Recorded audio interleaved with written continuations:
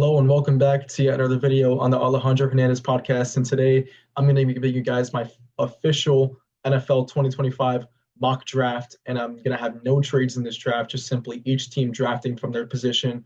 And it's only going to be the first round. And I'm going to get this started right off the bat with the Tennessee Titans. I believe this pick is a no-brainer. The current live odds for Cam Ward to go number one overall are negative 1,100. It is the obvious pick here that the Tennessee Titans should elect to make. Cam Ward will be the future of their franchise. Brian Callahan gets to pick his own guy, not Will Levis, but his own guy in Cam Ward. The future is going to be extremely bright.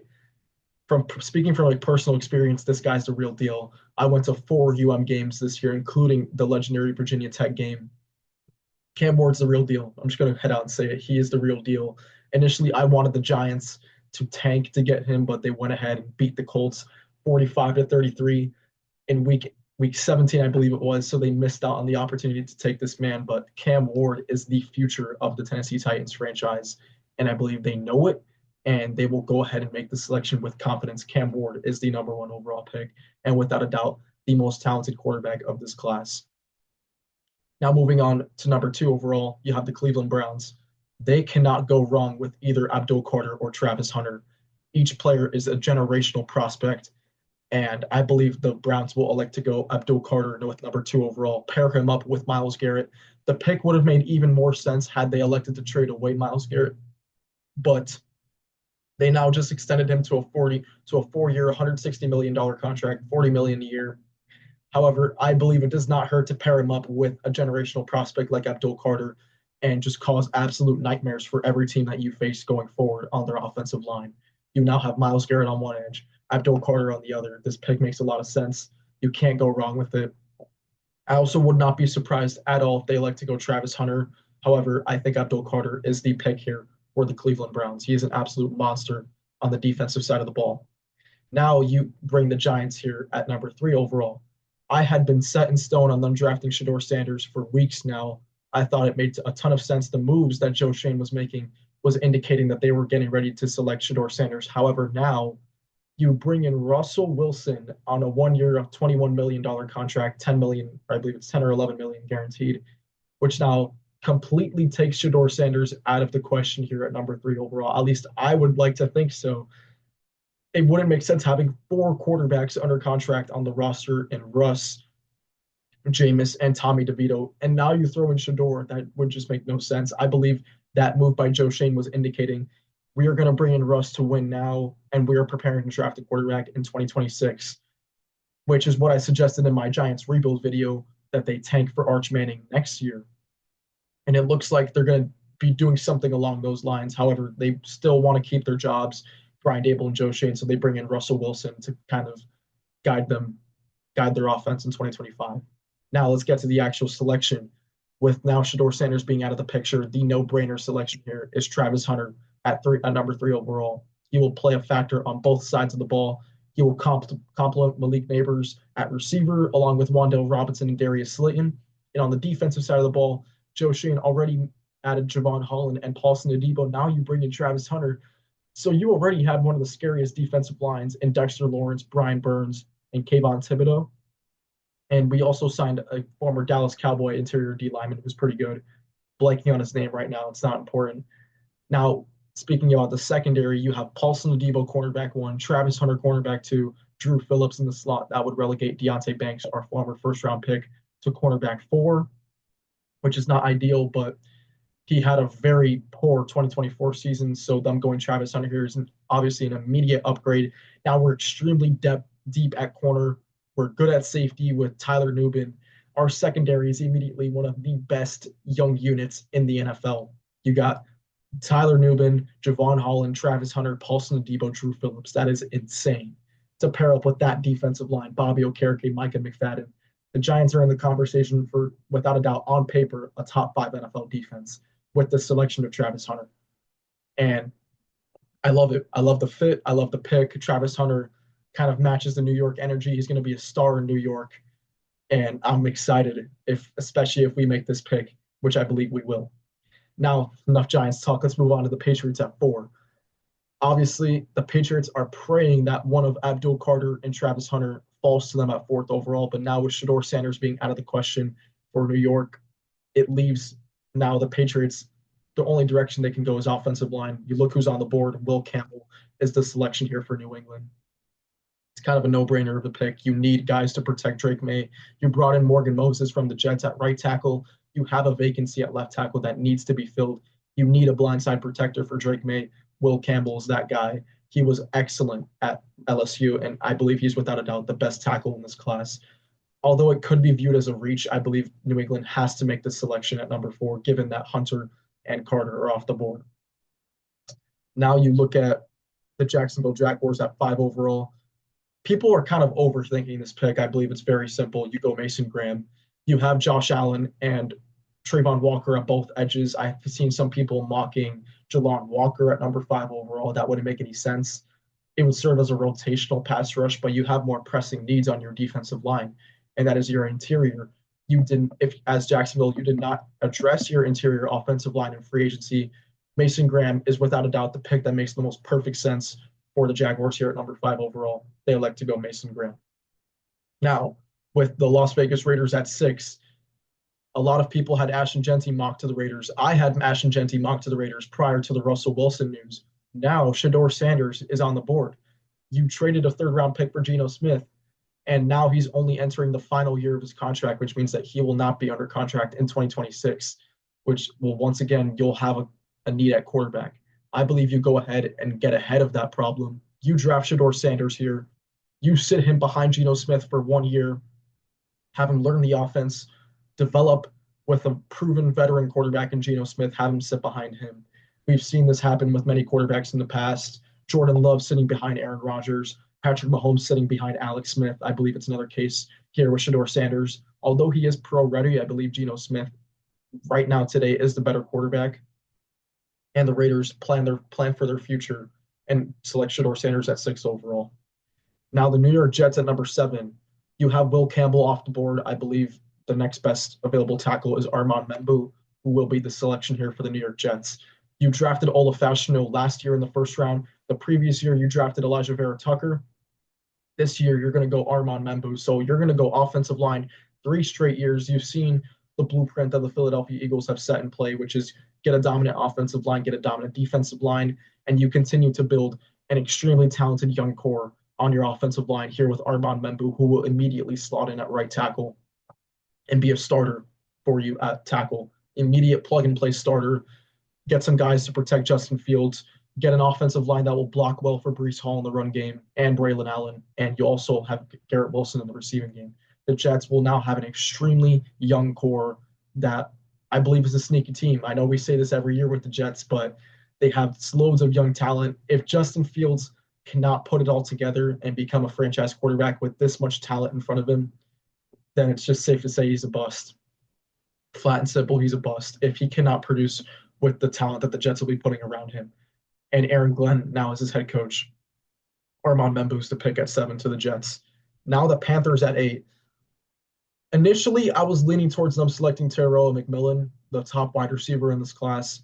He would immediately be the Panthers wide receiver 1, who now currently the wide receiver 1 is Adam Thielen, which is not going to cut it.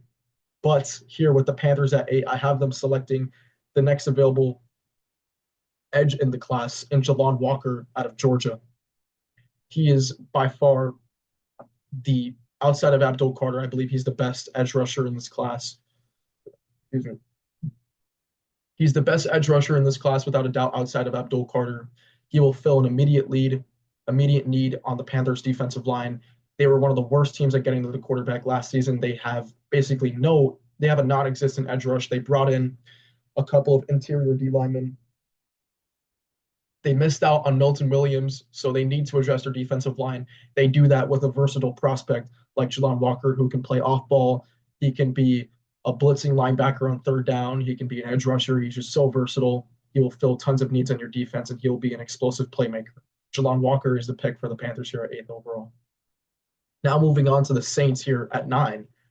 I've seen a lot of mock drafts mocking an edge rusher like Michael Williams or an offensive lineman. However, Kellen Moore is now the head coach. Kellen Moore wants playmakers in his offense. And I believe he will go Tyler Warren, who's without a doubt the best tight end in this draft class. Tyler Warren out of Penn State had an awesome connection with Drew Aller in college. Now Derek Carr is going to be his quarterback. You look at Derek Carr's past, he succeeded with tight ends like Jared Cook, Darren Waller, Taysom Hill, Juwan Johnson. Derek Carr loved throwing to tight ends last year. And now you bring Tyler Warren into this offense, similar to Brock Bowers last year. I believe that Kellen Moore will center his offense around Tyler Warren, build the offense around him the same way the Raiders built their offense around Brock Bowers. I believe the Saints will do the same with Tyler Warren. He is the pick here at number 9 overall. Now, the Bears at 10. Ideally, you'd want them to go Kelvin Banks to address that left tackle position. However, I have the Bears, who have Ashton Jeanty just sitting here available at 10 overall. You select Ashton Jeanty, no questions asked. Ben Johnson in Detroit, he had David Montgomery and Jahmyr Gibbs. Now you have something similar to that in Chicago with Ashton Jeanty and DeAndre Swift. Monty serving, it would be Ashton Jeanty serving that Monty role, that power back, that first and second down back, just pound the defense, can break loose occasionally, also has skills in the receiving game. And Jahmyr Gibbs and DeAndre Swift kind of share that same archetype as a receiving elusive back. It would be an excellent, immediately a top 5 1-2 punch in the NFL at running back with Jeanty and Swift. I believe it makes a ton of sense for Chicago. Although ideally you'd want them to select Kelvin Banks, you cannot pass up on a generational running back talent like Ashton Jeanty. And that is going to be the pick here for the Bears at 10th overall. Now moving on to the Niners. The Niners lost everybody in free agency. Everybody. However, one of their biggest losses was cornerback Charvarius Ward, who they lost to free agency to the Indianapolis Colts. You look who's on the board, best player available. Will Johnson is the selection here for the San Francisco 49ers. Immediately slots in as your cornerback 1. Outside of Travis Hunter, he is the best lockdown corner of this class. He will fill an immediate need for the Niners, who lost so many players on defense. They need secondary help after losing Hufanga and Ward. They get that with Will Johnson at 11 overall. Now you look at Dallas, next best player available. You need weapons for Dak Prescott.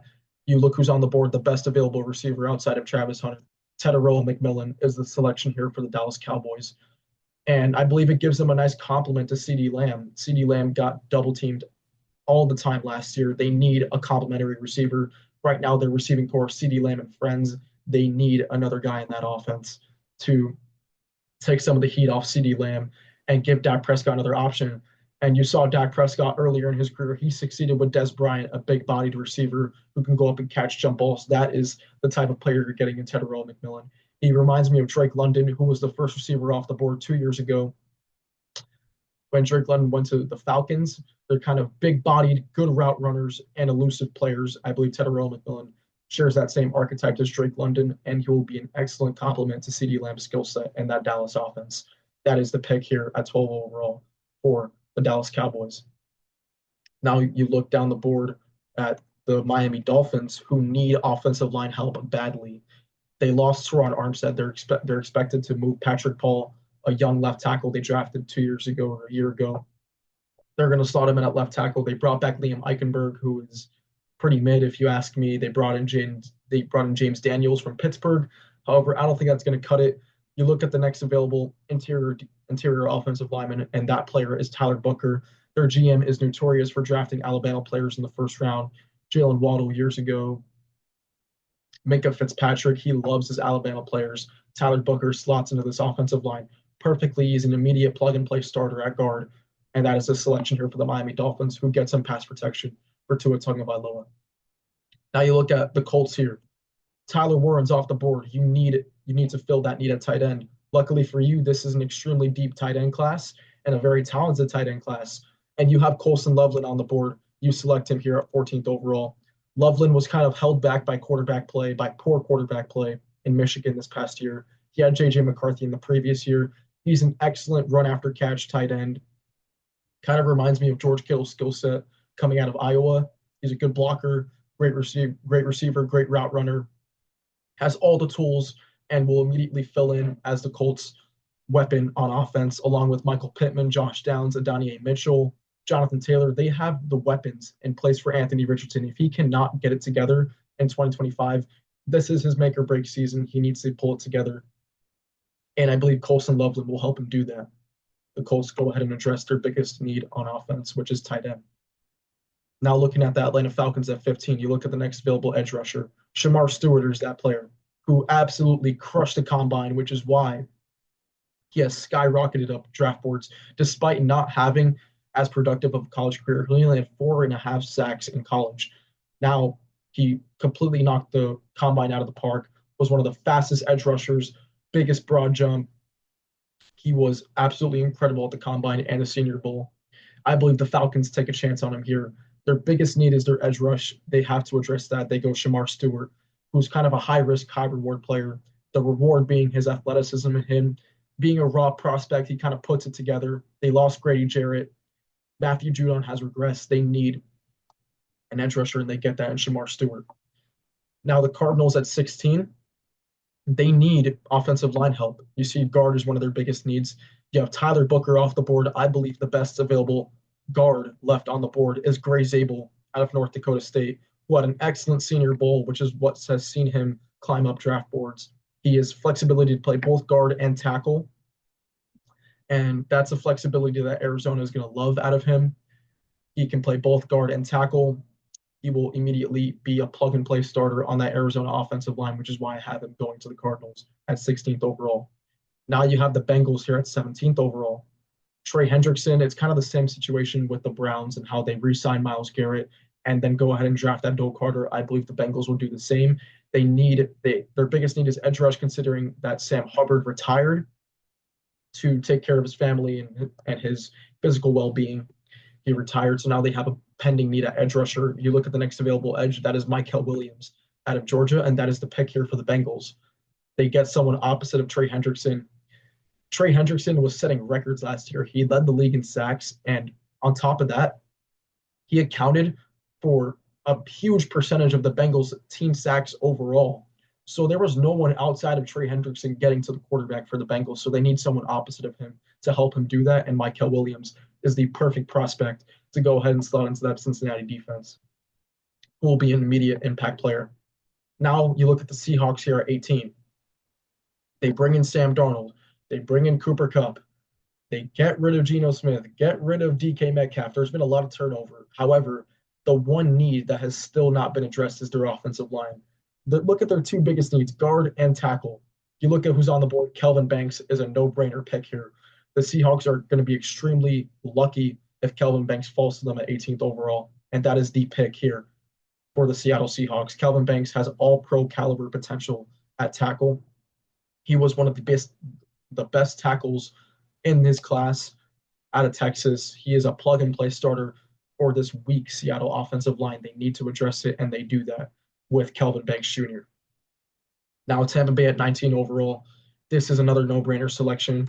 They need to look ahead to the future. They brought back Lavonte David on a one-year contract. His career is coming to an end. They need his replacement, and they get that in Jahad Campbell, who is the best off-ball linebacker in this class without a doubt.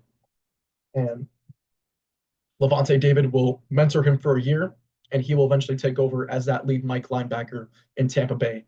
This is a no-brainer selection for the Tampa Bay Buccaneers. They need to address their defense. They had one of the best offenses in 2024. Their defense was a weakness, and they need linebackers, and Jahad Campbell is the perfect selection here for the Tampa Bay Buccaneers to pair up alongside Lavonte David. Now, you have Denver at 20.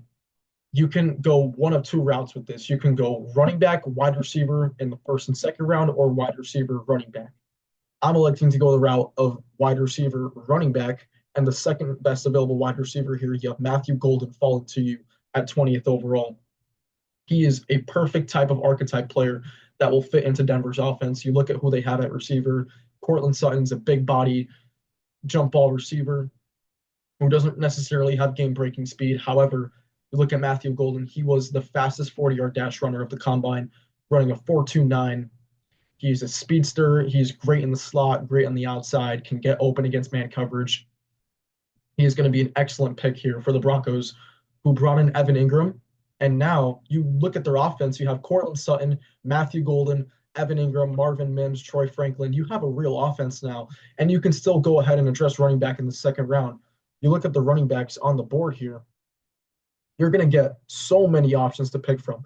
Caleb Johnson, Quinyon Junkins, Cam Scatabo, Damian Martinez. You can even go Hampton here at 20th overall, but I still believe that you can get great running back talent in the second round, and the Denver Broncos will wait to do so. They'll go Matthew Golden first and address receivers and get tons of weapons for Bo Nix. I believe year two is going to be a great year for Denver. They went out and addressed their defense in free agency, bring in Evan Ingram. Now you go offense in the draft. The future is bright in Denver. Future is extremely bright, and I believe Matthew Golden is an excellent selection and a great fit for the Denver offense. Now you look at Pittsburgh at 21. You look who's on the board. One of their biggest needs, obviously, you see quarterback there. I've seen a lot of people go Jackson Dart. That would be brain dead. That would be stupid. In my opinion, Jackson Dart would be a massive mistake. It would be Kenny Pickett all over again in Pittsburgh. You do not want that if you're a Steelers fan. And I believe what will end up happening, what is inevitable, is Aaron Rodgers signing to the Steelers. That's who will be throwing to George Pickens and DK Metcalf. And now you look at their other biggest needs. You look at D tackle and corner. I believe they can get one of, if not the best corners in the draft, in Jahdae Brown, who will immediately slot in and be their starting slot corner. He was the best slot corner in college, and now that will translate to the NFL as they have two great outside corners in Darius Slay and Joey Porter. Now you address your cornerback three in Jahdae Barron, who is an excellent prospect. He can play down tough in the run game. He's great in the slot, covering slot receivers. He is the selection here as Pittsburgh. You look at the receivers in their division: Ja'Marr Chase, T. Higgins, Zay Flowers, Rashad Bateman. And then in Cleveland, you have Jerry Jeudy. So you need corner help, and you get that in Jahdae Barron. Now you look at the Chargers at 22. Their biggest need, defensive tackle. Look who's on the board. Kenneth Grant out of Michigan. Jim Harbaugh has been raving about Kenneth Grant since he recruited him in college, and now he gets to select him to his NFL team. If Jim Harbaugh finds Kenneth Grant available at 22, I doubt that he'll fall to 22, but if he does, Jim Harbaugh will be kicking his feet in the war room, getting one of his best beloved players out of Michigan, the former college that he coached at. Kenneth Grant fills an immediate need for the Chargers defensive line. You saw them get pushed around in the wild card round against Houston, who ran all over them. And they go ahead and lose Poona Ford in free agency. They need defensive line help badly. After losing Poona Ford, one of the best interior linemen in the league, they get his replacement in Kenneth Grant. Now moving on to Green Bay at 23. You look who else is on the board. They need edge rush. They need interior D-line help at defensive tackle. And I believe they followed that up. They followed the Chargers up by selecting Walter Nolen out of Ole Miss. They love their SEC guys. Walter Nolen will immediately slot in and be a starter alongside Kenny Clark is who I'm referring to. They have Edgerrin Cooper, who they drafted last year, Rashawn Gary. They need more help on the interior. They got pushed around last year by loads of teams. They need to address their interior D-line. You look at the teams in their division, the Vikings are going to run the ball, the Lions are going to run the ball, the Bears are going to run the ball. You need to have a stout run-stopping defense, and you address that with Walter Nolen here, who I believe is the next best available interior D-lineman in this class. Now you look at the Vikings at 24. You look at who they lost in free agency. One of their biggest losses was safety Cam Bynum. You look at the board here, best available. You have Malachi Starks out of Georgia. That is going to be your selection here at 24 overall. And you are very fortunate if you are Minnesota if Malachi Starks falls to you this far. He is without a doubt the best safety in this class. He can play deep zone. He can play in the box. He's an athletic, physical safety, hard-hitting safety, but also has the speed to match up with tight ends and receivers. Malachi Starks, without a doubt, is the selection here for the Minnesota Vikings at 24 overall. And now you have Houston at 25. You look who's on the board for Houston on the offensive line. Josh Simmons is a no-brainer pick here. After trading away Laremy Tunsil, you need tackle help. You get that with Josh Simmons. And he was viewed as one of the top tackles in this draft prior to his devastating knee injury that he suffered this past college football season. However, he is expected to make a full recovery, and that's the only reason his draft stock has plummeted. However, the Texans would be extremely fortunate if he falls to them here at 25th overall. He will immediately be a plug-and-play starter that will replace Laremy Tunsil on their offensive line. No-brainer pick there for Texans. Now you look at 26 overall, the LA Rams. They need help on defense, specifically their secondary. You look at the guys in the secondary at corner. I love Maxwell Harrison out of Kentucky. He is one of the best available now, given that all these corners are flying off the board. He is the next best available man cover corner in this class, and I believe he immediately slots into a starting role with the Rams. They need secondary help, and they get that here with Maxwell Harrison out of Kentucky. Now moving on to the Ravens at 27. They need guard. Guard is their biggest need. You look who's the next available guard. It's Donovan Jackson out of Ohio State, who is one of the best power run blockers out of this class. And he will immediately be a plug and play starter for Baltimore. And power running is exactly what they want to do. They did that with Derrick Henry last year, and they'll do it again this year. However, they need young players on their offensive line as they are getting older. They were able to bring back Ronnie Stanley. However, they need to get younger on their offensive line. They do that here with one of the best guards available in this class in Donovan Jackson. Now you have Detroit. Once again, their biggest need is edge rush. You look at who's the next best available edge rusher, and it's either between James Pierce Jr. or who I believe they will select in Mike Green, if I can find him. There you go. Mike Green out of Marshall. He put on great tape at Marshall. He played against some top colleges, including Ohio State and Josh Simmons, who I mentioned earlier. He put on great film on Josh Simmons. He was able to beat him one-on-one. However, the only reason that he is falling in this class is due to some off the field concerns with some impending allegations heading his way for some of the stuff that he did off the field. That's why he's falling in the draft. But his talent on the field is without question. He is one of the best pass rushers in this draft. The Lions get someone to pair up alongside Aiden Hutchinson. This is a no-brainer pick for the Detroit Lions. Now you look at Washington at 29 overall. You look who's on the board. Best available player. Nick Emmanwori on their defensive backfield would be an excellent selection. I believe that's who they go with. He has the versatility. You look at his size. He is 6'3", 220. Just real quick. He is 6'3", 220. He has excellent size for the position. And he is so versatile. He can play in the box as a sub linebacker. He can play in the secondary. He's fast enough to guard wide receivers down the field, guard safeties man-to-man. He can do so many things for your defense, and it would be a perfect selection here for the Washington Commanders to make. He can have so many different impacts on the defense, and it is an immediate impact starter that the Washington Commanders need in their secondary. And they bring in Nick Emmanwori. Now you look at Buffalo at 30th overall. They need help on their interior defensive line. And you look who's on the board here, and that is Derek Harmon out of Oregon. He slots in and helps out Ed Oliver on their interior defensive line. They lost Von Miller. They bring in Joey Bosa. And on top of that, they re-signed Gregory Rousseau to a huge contract. The edge rush for Buffalo is intact. However, they need help in their interior.